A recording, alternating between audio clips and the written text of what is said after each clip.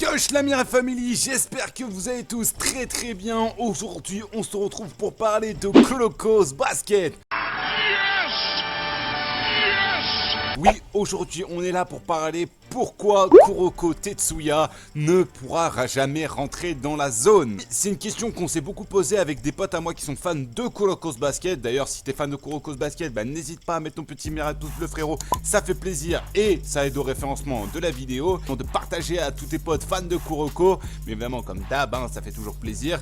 Et puis bien évidemment n'oublie pas le petit commentaire, hashtag Kuroko, ça fait toujours plaisir et ça aide au référencement encore une fois frérot, oui. Donc je vais vous expliquer en plusieurs points pourquoi Kuroko ne pourra jamais rentrer dans la zone. Premier point, c'est tout simplement que ce n'est pas un joueur type, on va dire, individualiste. C'est un joueur qui va jouer surtout en soutien, c'est un joueur qui ne pourra jamais développer des techniques entre guillemets pour les individualistes, hormis son shoot fantôme. Et regardez où ça l'a mené par rapport au match contre Rakuzan, simplement parce que voilà, ça l'a détruit son invisibilité. On sait que Kuroko, sa plus grande force, c'est son invisibilité. Après, est-ce que dans la zone, il serait encore plus invisible et encore plus intéressant? Oui et non.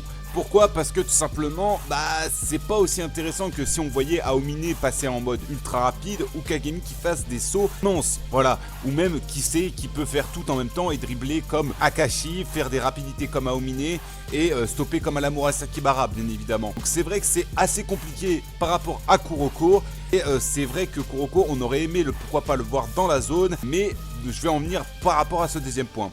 D'accord. Le deuxième point, c'est que tout simplement Kuroko n'est pas du tout fait pour tout simplement avoir la zone. C'est tout simplement un perso qui est là vraiment pour développer le personnage qui débloque la zone, donc Kagami. C'est un personnage, encore une fois, comme je le dis, soutien. Donc ce n'est pas du tout un personnage fait pour rentrer dans la zone. C'est comme un Midorima. Midorima n'a même pas besoin de rentrer dans la zone. Il peut shooter à l'autre bout du terrain. Donc ceci est complètement inutile et ça ajouterait rien à l'histoire.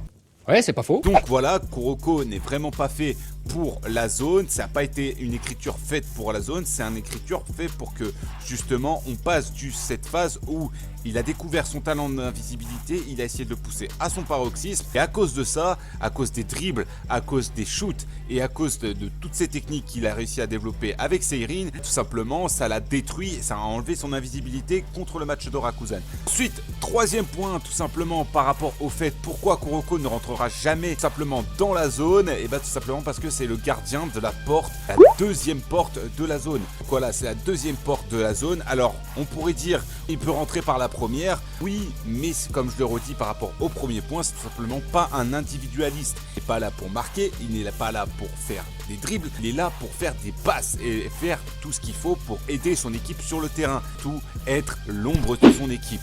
Sachez-le, voilà, comme on redit dans le manga, c'est le basket de Kuroko. Et le basket de Kuroko, c'est fait pour aider les autres, fait pour montrer que chaque joueur a une importance sur le terrain. Donc voilà, après évidemment, n'hésitez pas à me dire ce que vous en pensez en commentaire par rapport à ceci. Finalement, pour moi, ce sont les 3 points par rapport à Kuroko. Et si vous voulez un petit bonus par rapport à Kuroko, c'est que tout simplement il n'aura pas la capacité à tenir sur le long terme. Vous pouvez voir déjà avec Aomine et Kagami qui tiennent pas du tout longtemps sur le long terme par rapport à la zone. Donc imaginez Kuroko avec la zone, il ne pourrait pas tenir ne serait-ce que 2 minutes sur le terrain. On peut voir aussi par rapport à Ryota Kise lors de Extra Game. Voilà, faut faire très attention à savoir séparer les choses. C'est tout simplement que Kuroko n'est pas du tout un individualiste. C'est déjà un gardien. Le gardien déjà de la deuxième porte de la zone qui montre que si tu arrives à jouer en équipe, tu pourras rentrer dans cette zone, dans la vraie zone, comme dit Akashi, et pas la fausse zone de l'individualiste. Parce que si vous comprenez vraiment l'histoire des deux zones,